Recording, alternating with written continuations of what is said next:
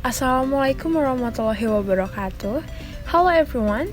I would like to say thank you for watching my video presentation. And let me introduce myself. My name is Annisya Uzzaqia with NPM 199101113. In this opportunity, I would like to present chapter 8 with the title of this chapter is Skills for Building Personal Credibility and Influencing Others. Okay, so let me start the presentation. In this chapter, dealing with leadership skill, the focus is on some of the most basic skills with which almost every leader should be equipped, such as building credibility, communication, listening, assertiveness, conducting meetings, effective stress management, problem solving, and last but not least, improving credibility. Credibility is made up of two components, expertise and trust. Followers will not trust leaders if they feel they do not know what they are talking about. Expertise consists of technical competence as well as organizational and industry knowledge. So, building expertise means increasing your knowledge and skills in these three areas. To build technical competence, leadership practitioners must determine how their jobs contribute to the overall mission of the company or organization. Become an expert in those jobs through formal training or teaching others, and seek opportunities to broaden their technical expertise. The second component of credibility is building trust, which can be broken down into clarifying and communicating your values and building relationship with others. In many ways, leadership is a moral exercise. For example, one key difference between charismatic and transformational leaders is that the latter base their vision on their own and their followers' values, whereas the former base their vision on their own possibly selfish needs. Having a strong value system is an important component both in the building blocks models of skills and in leadership success. Because of the importance of values and relationship in building trust, the remainder of this section explores these two topics in more depth. Few skills are more vital to leadership.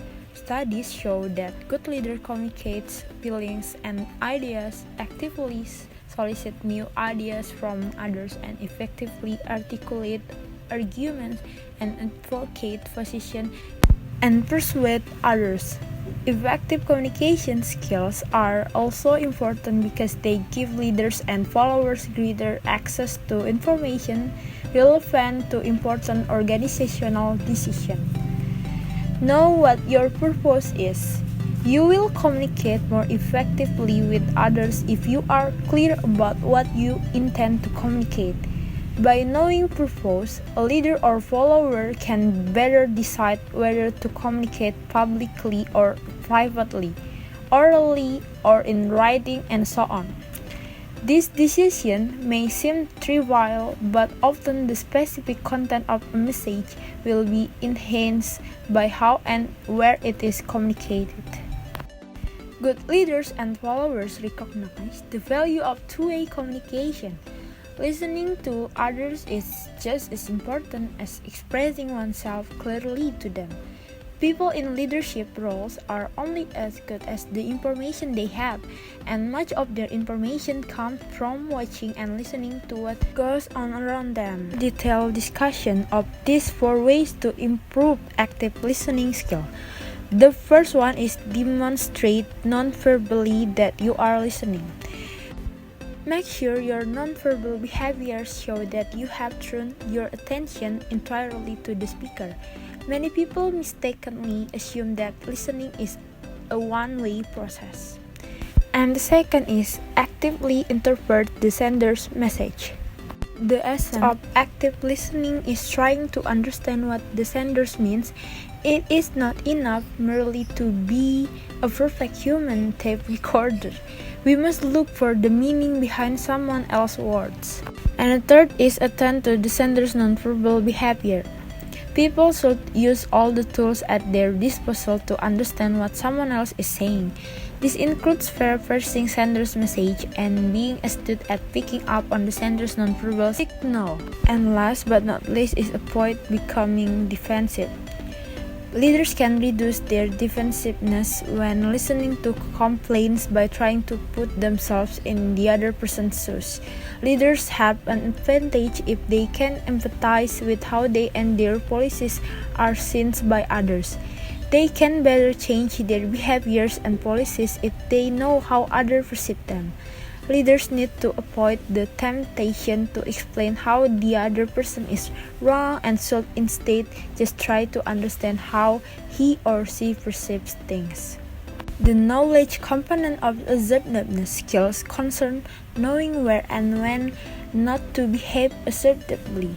People who are overly assertive may be perceived as aggressive and often may win the battle but lose the war. Finally, the evaluative component comes into play when individuals are successful or unsuccessful in standing up for their own or their group's rights and continually working in an effective manner with others. Meetings are a fact of organizational life. It is difficult to imagine a leader who could or should avoid them. The most important step in conducting a meeting is to take the time to determine whether a meeting is really necessary. If you are evaluating whether to have a meeting, assess what it can accomplish. Call a meeting only if the potential benefits outweigh the cost. As part of this process, get the opinions of the other participants beforehand if that is possible. The second is list the objectives. Once you have decided that a meeting is necessary, you should list your objectives for the meeting and develop a plan for attaining them in an orderly manner. Prioritize what you hope to accomplish the meeting. Once the meeting gets started, it is important for leaders to stick to the agenda. It is easy for groups to get sidetracked by technical issue or good-natured storytelling. And besides having an agenda, a meeting is often more effective if leaders also give the other participant support materials well in advance. Passing out materials and waiting for people to read them at the meeting itself was valuable time. Another way to maximize the benefits of meetings is to pick a time and place as convenient as possible for all participants.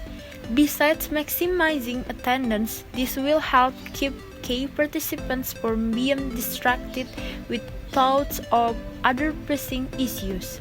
Leaders have a responsibility to encourage participation, and everyone at the meeting should have an opportunity to be heard and should feel some ownership in the meeting outcome.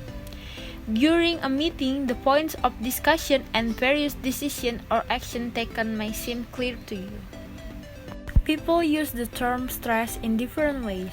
Sometimes people use the term to describe particular sorts of events or environmental conditions. I will define stress as the process by which we perceive and respond to situations that challenge or threaten us. The following guidelines for effective stress management are provided. One of the most important steps in managing stress is to monitor your own on your followers' stress levels. And the second is identify what is the causing the stress. Leaders also need to identify what is causing the stress. It may seem at the first that the causes of stress always will be obvious, but that is not true. Sometimes the problems are clear enough even if the solutions are not such as family, finance, or working in a job with a big workload and lots of deadlines. Practicing a healthy lifestyle is one of the best ways to minimize stress. There are no substitutes for balanced nutrition, and regular exercise is key to a healthy life. Believe it or not, some people just don't know how to relax. Although physical exercise is a good relaxation technique, sometimes you will need to relax but not have an opportunity to get a workout. Another powerful antidote to stress is having a network of close and supportive relationships with others. People who have close ties to others through marriage, church membership, or other groups tend to be healthier than those with weaker social ties. Also, social support of various kinds, such as the supportiveness of one's spouse, co-workers, or boss, can buffer the impact of job stress. And last but not least, keep things in perspective. As we noted earlier, the stressfulness of any event depends firstly on how we interpret it. There are 5 steps for problem solving. The first step in solving a problem is to state it so everyone involved in developing a solution has an informed and common appreciation and understanding of the task. This is a critical stage in problem solving and will take time. Once a problem is identified, the next step is to analyze its causes. Analysis of a problem's causes should precede a search for its solutions. And the third is developing alternative solution. A procedure called nominal group technique is a good way to generate the ideas pertinent to a problem. And the fourth is selecting and implementing the best solution. And last but not least, we should not assume that the preceding steps will guarantee that the action implemented will solve the problem. The solution continued impact must be assessed preferably by measurable criteria of success that all parties involved can agree on. Improving creativity. The first one is seeing things in new ways. Leaders can do several things to increase their own and their followers' creativity. Some of these facilitating factors have already been discussed and include assuring adequate levels of technical expertise, delaying and minimizing the evaluation or judgment of solution, focusing on the intrinsic motivation of the task, removing unnecessary constraints on the followers, and giving followers more latitude in making decisions. And the second is using power constructively.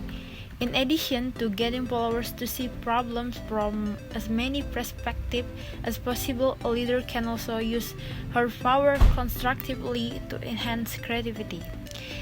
Leaders can enhance creativity by forming diverse problem-solving groups. Group members with similar experience, values, and preferences will be less likely to create a wide variety of solutions and more apt to agree on a solution. Finally, the conclusion. Credibility is like trust. It takes a long time to build it and it can be lost in a moment. People want to believe in their leaders and have faith that they are the right people to follow.